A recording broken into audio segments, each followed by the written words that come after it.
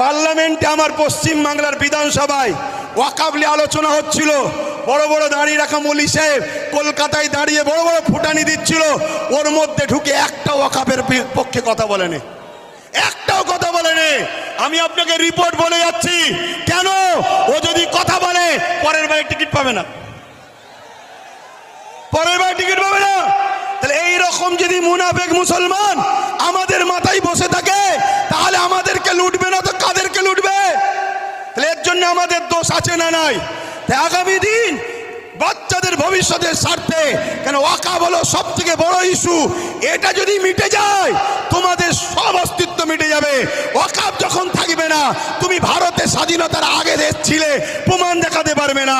আরে তোমার মসজিদে থাকার পরও প্রমাণ দেখাতে পারছো না, তারপরে মনে রাখবে তখন তোমাকে বলবে যদিও থাকে থাক, ভোটটা দিতে পারবে না।